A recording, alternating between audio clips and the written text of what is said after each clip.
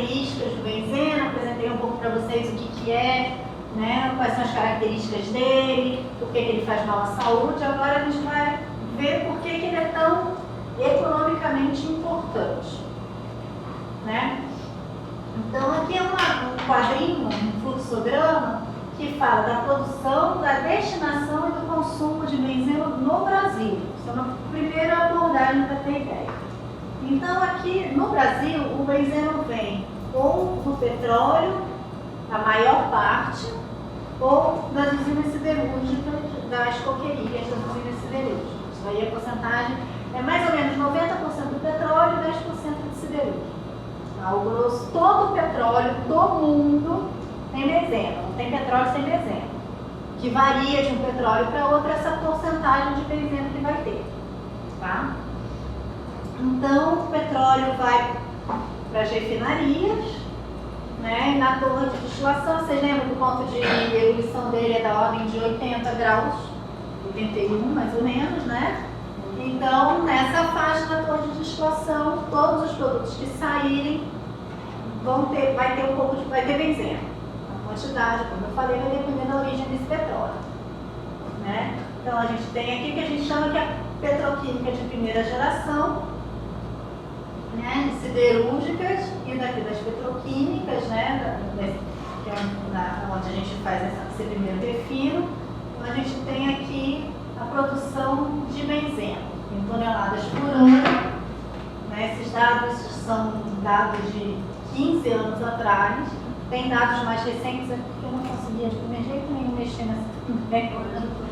nesse fluxograma, não sei quem fez ele que a gente não acha, mas ele é interessante porque ele tem a gente mantém ele nas apresentações, porque as quantidades podem ter mudado, mas o resto não, tá? Então a gente tem aqui, vocês podem ver, a maior parte vem mesmo do setor petroquímico, uma parte é exportada, né?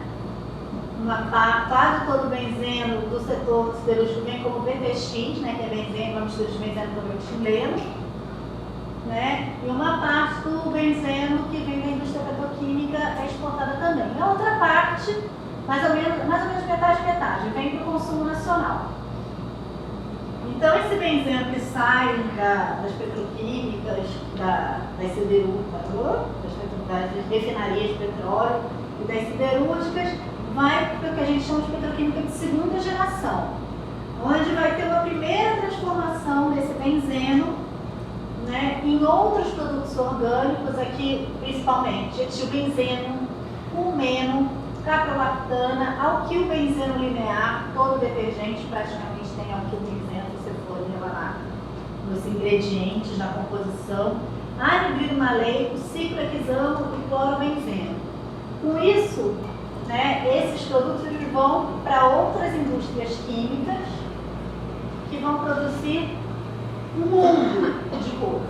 Quando eu falo mundo de coisas, a gente tem intermediários e sabores e detergentes. E depois, plásticos, resinas, corantes, fibras, pesticidas, medicamentos, têxteis, né? Essas cadeiras, nós estão todos sentados, as espumas, os crachás, a armação do meu óculos, que é de resina. Se você parar para pensar, nós vivemos rodeados por coisas que vieram do benzeno. Então, é economicamente inviável a nossa vida hoje em dia sem benzeno. Tá? É inviável. Esses produtos podem ser feitos por outras vias? A Aline estava até perguntando isso para mim hoje. Podem. Né? Nem todos, alguns não têm rotas ainda, mas a grande maioria deles você pode usar outras rotas sintéticas para chegar. Qual é o grande problema hoje? A indústria está toda baseada na produção a partir do benzeno. Aí o que você vai fazer? Vai derrubar todas as indústrias que existem hoje e começar tudo de novo? Existe viabilidade econômica nisso? Não existe. E a sociedade, nós somos só, é a mesa, é a garrafa, é a pulseira do relógio, é a roupa, que às vezes é de material sintético, de nylon, tudo é benzeno. Em última análise. Né? fazer sem o benzeno, que é viável, então a gente tentar diminuir essa exposição, né? E uma parte desse benzeno, no passado, ia para as usinas produtoras de álcool anidro. O álcool anidro, depois eu vou mostrar mais para frente, ele era desidratado utilizando benzeno. O álcool das usinas era desidratado usando benzeno. Olha que legal. Um monte de caminhão de benzeno circulando pelas nossas estradas para ir até as usinas produtoras de álcool anidro. Isso foi proibido em 2000. Né? Atividades laboratoriais, laboratórios de pesquisa, laboratórios de controle de qualidade das empresas, como eu falei, a gente precisa usar um benzeno puro, benzeno 99,9% não é barato, né? E era usado até 82 como solvente, né? Permitido apenas 1% de benzeno como impureza. Esses dados são de 2000, da Biquim. A gente vai ao longo da... Oi? Ele é um solvente excelente. Ele é ótimo. Ele é ótimo. Beleza, né? É excelente como solvente, 1001 utilidades, é quase um bombril, cheira bem. Tem uma altíssima octanagem. Eu trabalhei num laboratório que estava em PT, um tempo atrás, que tinha um laboratório de derivados de petróleo. O pessoal fazia análise de benzeno lá, puro, fazia curva, todo o benzeno que sobrava, eles colocavam no campo do carro, com combustível direto. O carro saiu que deu um colchão. É tanto que a gasolina tipo A, essas gasolinas especiais, é que agora não, né? Mas até um tempo atrás elas tinham mais benzeno do que a gasolina comum. O único problema do benzeno é que ele mata, causa câncer, né? Uma coisa assim. É um defeito que ele tem, mas ele é ótimo. Né? E ele, que eu como química, e talvez concordo quimicamente falando, ele é muito legal. Uma molécula muito legal, porque ele é muito diferente das outras, a estrutura dela, aquela história da cobra mordendo lá, foi uma sacada muito boa. Né? É uma molécula linda, só que não é saúde. Nem tudo é perfeito. Eu comecei a minha carreira de engenheiro na prancheta, desenhando nanquim, antes da Edicário.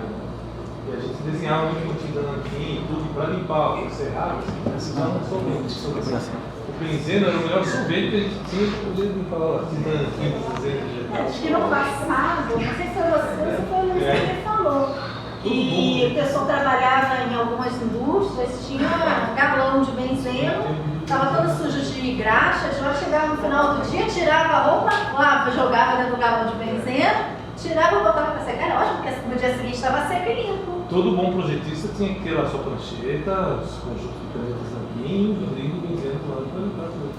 Se não tivesse vendido benzeno, se não houvesse subnotificação de doença ocupacional, hein? A gente teria operado de todo esse mundo de Você gente. comprava em litros de meio litro. Comprava em litros de meio na farmácia. Podia. Acabava na farmácia. Comprava na farmácia. É por isso que é drogaria. Não, ele é ótimo. Benzeno é ótimo. Olha o quanto de coisa você faz a partir dele. Só tem um pequeno detalhe. Ele mata, né? Faz muito mal para a saúde. Aqui é uma estrutura, né, um quadro que eu peguei da estrutura da indústria petroquímica brasileira. Então a gente tem aqui em cima as principais indústrias, né? Petrobras, Fosfopropilo, Nafta. A Nafta é onde vai estar o benzeno, né? Então a gente tem aqui Braskem, Petroquímica União e Copersul, que são as principais. E o benzeno, cadê o benzeno? Está aqui o benzeno. Né? E a partir do benzeno vai para uma série de outras indústrias que usam ele para produzir aquele monte de outras coisas. Isso daqui assim, não tentem ler, porque a letra é pequena, é mais para vocês terem uma ideia da dimensão da indústria. Né? E aqui a gente tem o que a gente tem propeno, butadieno, benzeno, tolueno, para chileno e ácido nítrico. São os principais produtos hoje em dia na indústria química brasileira. Tá?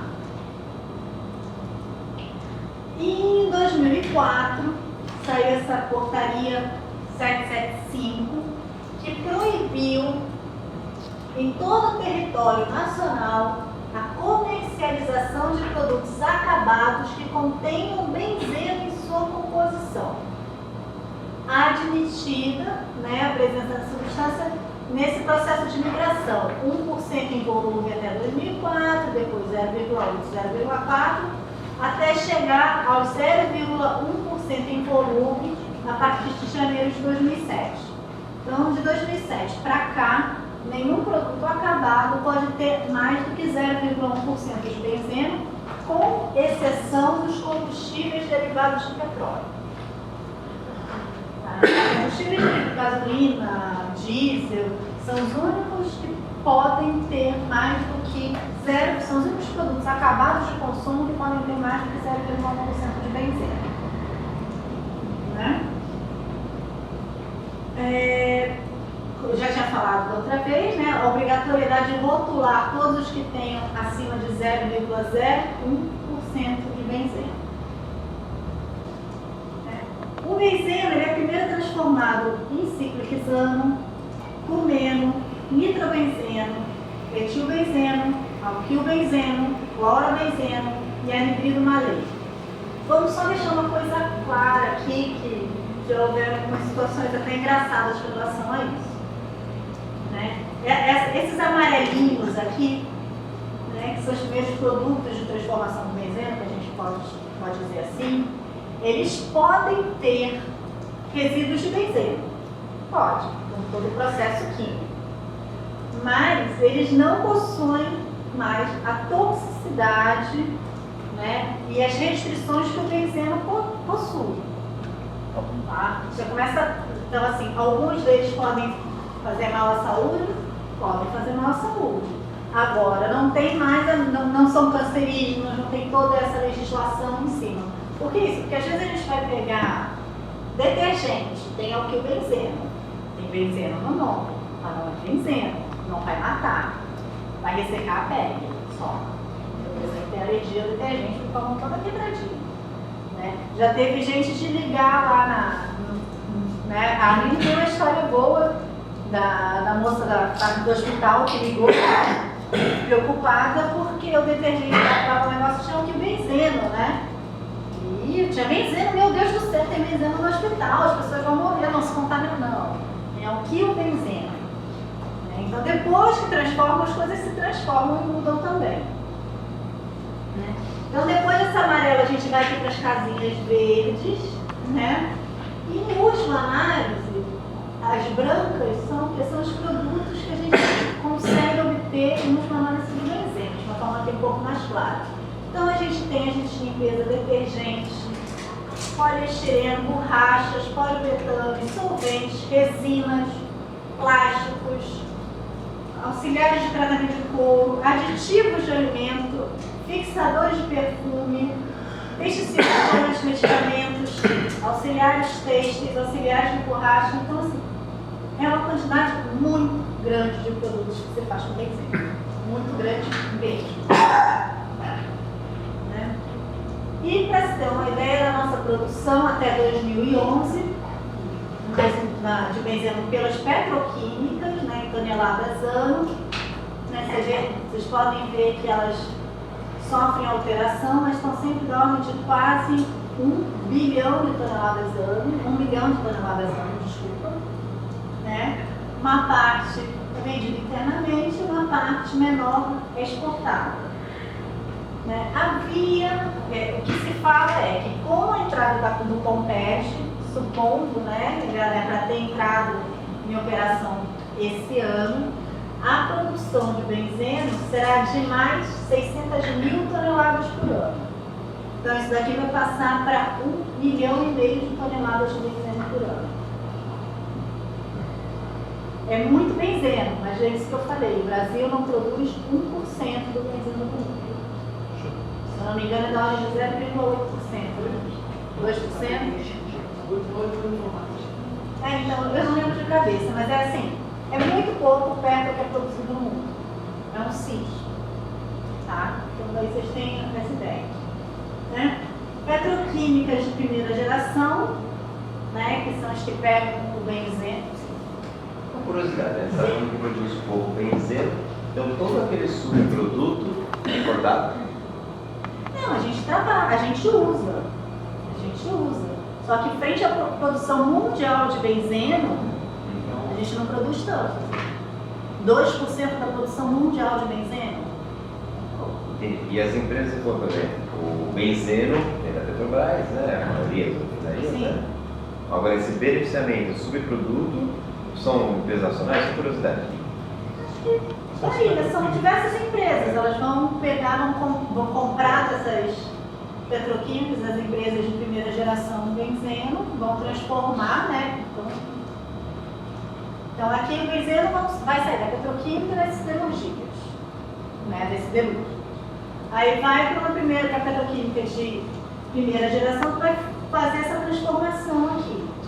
Que aqui no Brasil quase todas hoje em dia são Braskem, né? Praticamente todas as petroquímicas de primeira geração que fazem essa primeira transformação do benzeno pertencem à Braskem, com variações acionárias, algumas a Petrobras tem. A Braskem tem 49% de Petrobras. A Braskem é 51% do Odebrecht e 49% do Petrobras. A razão social da Braskem. Então a Petrobras está envolvida em toda a produção do benzeno brasileira, né? Porque o que não é a Braskem que produz benzeno, além da Braskem, só tem a LPBC. Aqui na Baixada Santista, né? É a única refinaria que tem uma unidade petroquímica que produz benzeno. É a que produz menos, inclusive, você vai ver lá na lista. As outras todas são produzidas da Braskem. Que antigamente era Copesul, PQU, né? Copel, agora a Braskem, depois das três petroquímicas e Braskem. E aí as empresas que vão fazer isso, esses produtos aqui a partir dos amarelinhos, aí podem ser nacionais, multinacionais, empresas grandes, empresas pequenas, né? Aí a variação é bastante grande. Né? Então, se você for pegar a indústria que produz plástico hoje em dia, tem montes, né? Essas espumas, detergentes. Então, assim, aí eu vou ser sincera, eu já não vou saber te dizer assim quantas são e quais são, posso dizer que são muitas. Algumas são essencialmente são nacionais, mas a grande maioria acho que ainda é multinacional e tem empresas pequenas. Tá bom? Né? Então, aqui o que a gente tem, né? A Braskem, que era a Copene, a Copesul, que virou Braskem, essa Quator e a Petroquímica União, que viraram Braskem. E a única que a gente tem aqui que não é Braskem é a RBPC, que é da Petrobras, né? Bahia, Rio Grande do Sul, Cubatão, Santo André. E a capacidade instalada, então vou direto aqui para o final, né? A Braskem, quase, essencialmente, todo o benzeno que é produzido, tá vendo? Só um pouquinho que é da RBPC. A RBPC é bem pouquinho. E essa daqui, que era a Petroquímica União, foi incorporada nessas outras, então está nesse cálculo. Aí a soma aqui é que é praticamente 969 milhões, 30 mil, né, praticamente 1 bilhão de toneladas, o grosso das Braskem da vida. Tá? É bem pouquinho mesmo. Aí aqui a gente vê, ó, Brasil, 2% da produção mundial. 2% da produção mundial. Opa, estou errado. O grosso vem aqui da Europa, América do Norte, China e Japão. Daí você pode ver o quê? Os países mais industrializados, as maiores produções, são os países que mais produzem benzeno. Por quê? Vocês viram aquele quadrinho, a quantidade de produtos que se faz a partir do benzeno. Então, os países mais ricos, obviamente, acabam usando, produzindo mais benzeno. E lembrando, né, que eu falei na primeira parte, que benzeno não é uma preocupação brasileira. Né? Passou a ser uma preocupação brasileira, mas antes já era uma preocupação na Europa, já era uma preocupação nos Estados Unidos. Tanto que a Armine vai até falar que algumas coisas relacionadas com a legislação do benzeno foram estudadas e foram colhidas em fontes da legislação europeia, né? A partir do VRT, principalmente.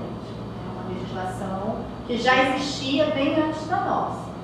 Então, Então, na verdade, nós, Proverés, estamos um pouquinho atrasados em relação ao resto, mais antes tarde do que nunca, né? E aqui o crescimento do consumo mundial. Quem é essa daqui? É a China. Que ela se escala. Né? Então, conforme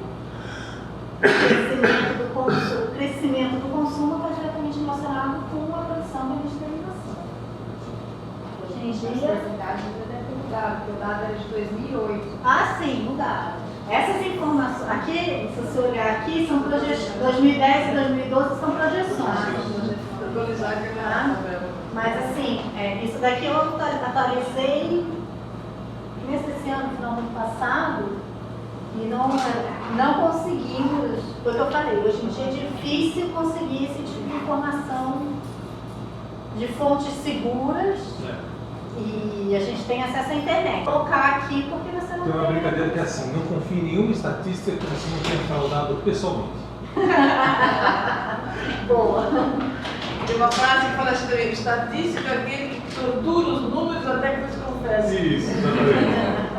Essa estatística pode confiar, eu vi os fraudei.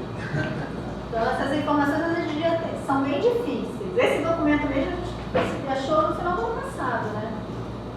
Esse é do MEC 2013. Mas a gente já tem o que a gente chama de petroquímica de segunda geração, né, que pega aquele benzeno. Oi? Não, alguém tinha perguntado aí, quem são os justas? Já tem uma boa Aí ideia. tá que é. Então, isso daqui, essas indústrias são as que a gente tem certeza, né? Pode ter havido alguma alteração, mas como eu falei, são informações que têm sido um pouco difíceis de conseguir, né? Ele consegue da Biquim, né? São dados da Biquim.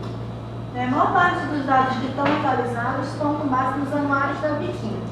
Mas mesmo assim, a gente comparando os dados da Biquim com as informações, principalmente que a Aline tem pelo histórico, a gente vê que tem algumas coisas que talvez estejam faltando. O consumo que é baseado nisso.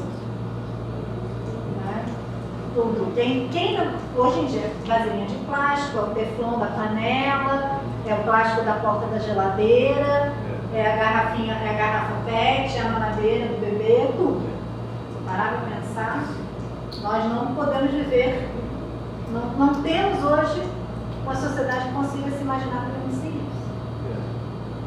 O aquecimento dessas coisas no micro-ondas, Olha, se hoje em dia, né, os plásticos mais antigos, né, os produtos mais antigos, você aquecia, né, usava para aquecer micro-ondas, com certeza soltavam coisas. Hoje em dia você já tem produtos específicos para uso no micro-ondas que minimizam essa contaminação do alimento. Mas ainda se não assim, tiver escrito lá que é próprio micro-ondas, é melhor não colocar. colocar. É melhor não colocar. Eu não tenho micro-ondas. Eu também não. Então você olha, conta pra gente como vocês Não, porque tem outra coisa. Não tem O micro-ondas, eu micro-ondas, muito bem sei. o micro-ondas, ele destrói algumas proteínas, algumas vitaminas dos alimentos. Então, quem se alimenta constantemente com os alimentos assistidos no micro-ondas vai ter deficiência alimentar com o tempo. O micro-ondas não tem maldade. O micro-ondas está com uma emergência, mas tem gente que costumeiramente aquece seu alimento no micro-ondas. Ele vai certamente ter uma deficiência vitamínica ao longo do tempo. Ele vai gerar uma destruição das moléculas importantes do alimento, você faz estoque no micro-ondas. De uma maneira geral, você não deve colocar nada quente em plástico. Também cafezinho quente ali, de maneira geral, não é Plástico recomendável. não esquenta, mas o alimento esquenta. Então, o plástico vai esquentar porque o alimento esquenta. Então, essencialmente, você deve evitar vidro, pirex, não tem problema. Mas plástico, né? E recentemente, não sei quem tem sobrinhos, filhos, netos, novinhos, teve uma discussão do tal dos plásticos com o tal do BPA, né? O ácido bisfenólico, Bifenol A. bifenol A, isso, bisfenol A, que é era um componente dos plásticos, fazia-se, né, ele tinha umas características interessantes, então fazia-se muito produto para beber, mamadeira, chupeta, potinho, só que descobriu-se que com o aquecimento desse plástico eles liberava toxinas. Então você pode ver, quase todo produto, quase toda mamadeira hoje, para criança que você vai ver, está escrito ou é BPA free, ou vai estar escrito não contém BPA, ou é sem BPA. Mas só madeira, colherinha, pratinho. Tudo. Era usado para fazer muita coisa, quase todos os utensílios. E engraçado, não sei agora te dizer quais as características que ele tinha. Eu já vi na época, mas me fugiu. Ele é, deixa eu falar, é disruptor endócrino. Você já ouviu falar nisso? São moléculas que o organismo, quando a gente ingere essa molécula, o organismo acha que você está ingerindo um hormônio, principalmente o hormônio feminino. Ela tem uma estrutura semelhante ao estrógeno. Por isso que a maioria dos outros. Oh, meu Deus. Já entendeu, né? Não li nunca Geração.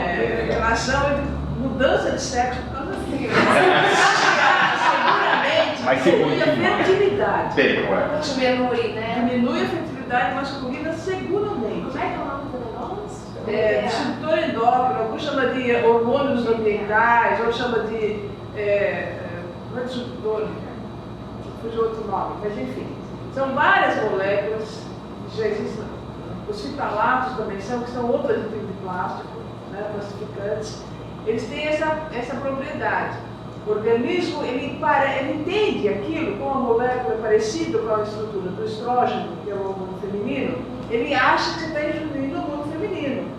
Tá certo? Isso diminui a fertilidade masculina e para as mulheres aumenta a câncer de mama e útero, que são câncer hormônio dependentes. É como se as mulheres estivessem ingerindo um excesso de hormônio, que também faz mal para as mulheres. Então, isso daí já existe bastante estudos sobre o disruptor endócrino, você pode procurar aí na literatura, tem muita coisa já, e o bisfenol A é um disruptor endócrino. Você imagina o nenenzinho tomando uma madeira desde que nasce ingerindo essa porcaria, né? Eu não sei quais características que faziam ser tudo quase de criança é esse plástico, não sei. Tem alguns estudos, tem um filme da BBC de Londres, muito interessante, já tem uns 10 anos, não é novidade. Eles dizem o seguinte, que os jovens, homens jovens, na Inglaterra, eles eram menos férteis do que os homens de 50 anos. E a justificativa não é que eles deixavam de ser férteis, mas eles tinham a fertilidade diminuída e a justificativa eram esses hormônios ambientais aí, esses produtos químicos que eram colocados cada vez mais, né? Cada vez mais a gente coloca coisa com plástico, com roupa que pode ser fibra sintética que pode estar contaminada, assim por diante. Então essa tem essa característica importante, por isso que foi proibido o bisfenol A para criança. Aqui é como eu falei, né? Todo petróleo tem benzeno, todo petróleo tem uma concentração de aromático, e aqui né, dependendo das unidades de produção que a gente tem da Petrobras aqui, né, qual a concentração aproximada de aromáticos, porque mesmo dentro de um mesmo poço, as frações que são extraídas podem ter variabilidade de concentração, tá? Então, aqui varia 12%, 29%, 21%, e as concentrações aproximadas de benzeno. Né? Você vê que tem uma concentração razoável de aromáticos, mas não tem uma linearidade com a concentração média de benzeno. Tipo, não é quem tem mais aromático, não é quem vai ter mais benzeno. Tá certo? Ela não é diretamente proporcional. Não, varia. Vai depender da fonte, daquela fonte de extração. Tem alguma coisa que demonstra que o poço antigo, velho, já está produzindo há muitos anos, já na fase final dele, tem mais ou menos de benzeno de trabalhador? Por exemplo, um pré-sal com a bacia de Campos, que é médico, por exemplo. Teoricamente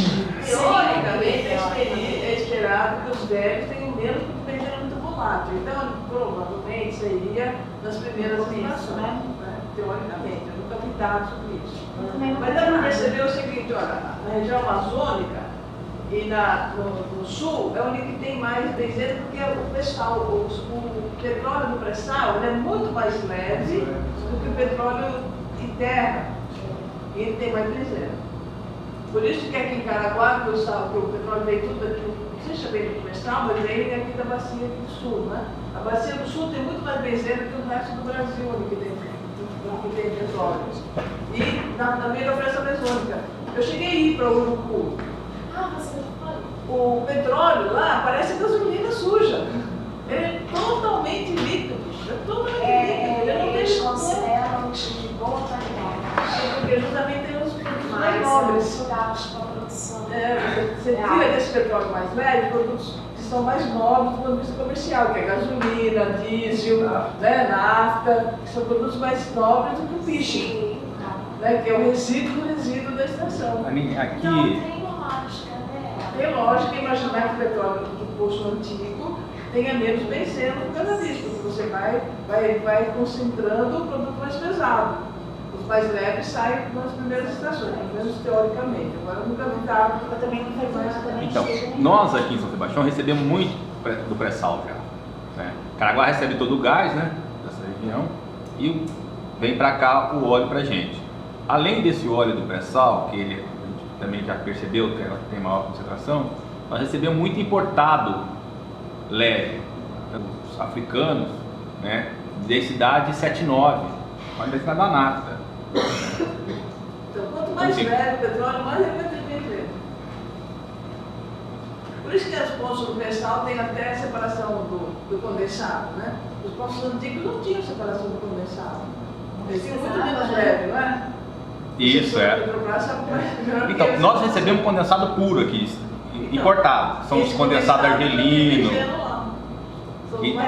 que eles são, tem uns que vêm incolor, igual água.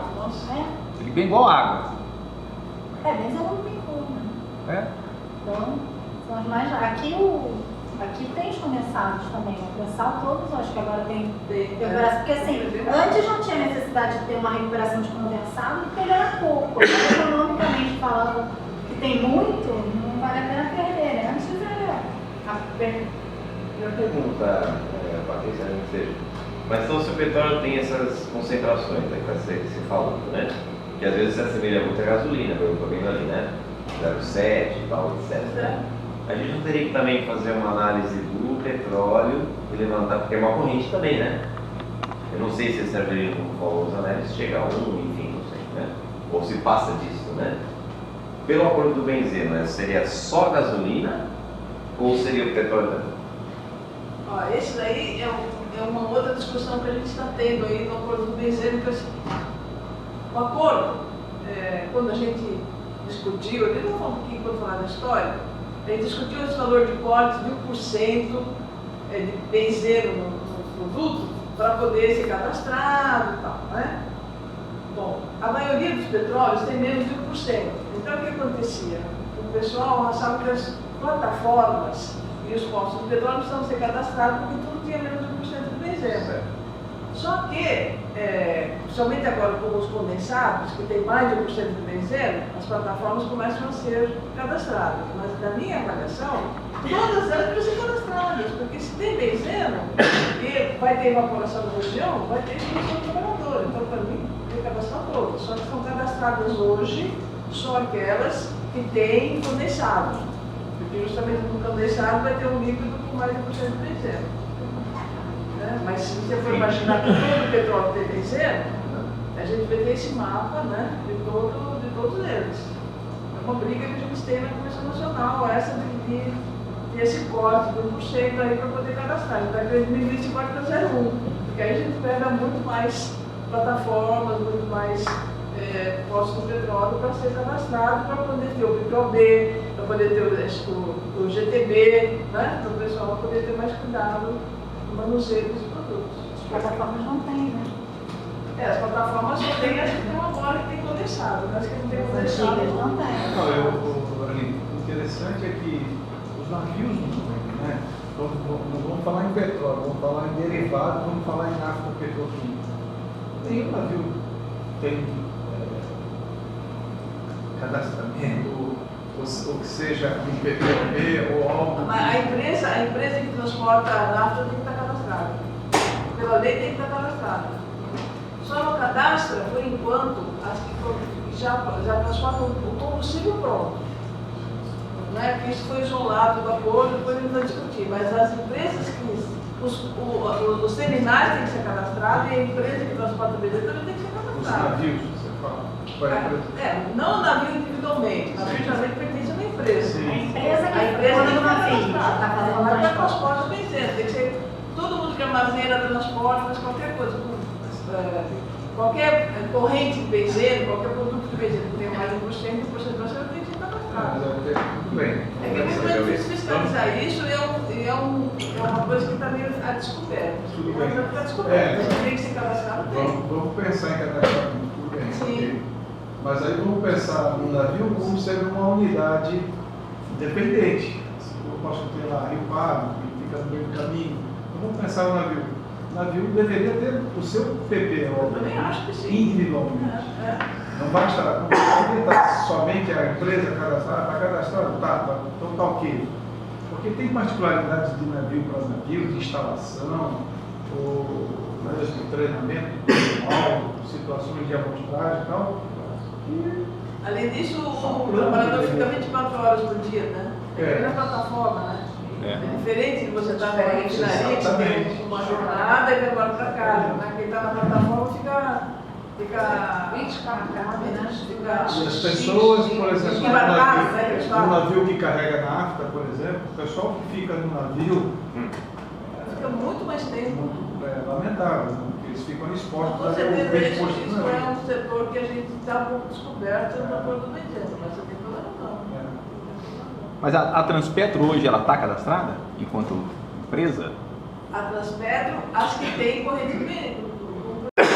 A Mexilhão e Mercusa, não sei se já conseguiu cadastrar ou não, mas está no processo de cadastramento, os terminais. Fala em relação, por exemplo, aqui está, ainda aqui para cima não está. Pelo menos a última notícia que eu tive aqui, aonde vai passar, caso entre uma nafta aqui sem nenhum, aonde ela vai passar, então não está. Esse é o São Sebastião que está mais avançado. Mas os nossos navios, esse que traz a nafta, por exemplo, né, eu não tenho essa informação. Se a Transpetro, porque aí a Transpetro entra, é isso que o Luiz está falando, né?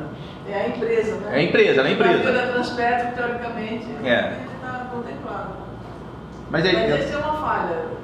Essa questão do transporte do navio não está suficientemente. Não é globalmente aplicado.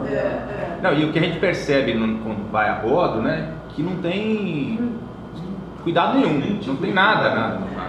Tripulação. E o descarregamento do navio? Você descarrega toneladas, o negócio fica vazando. O descarregamento já havia uma catástrofe.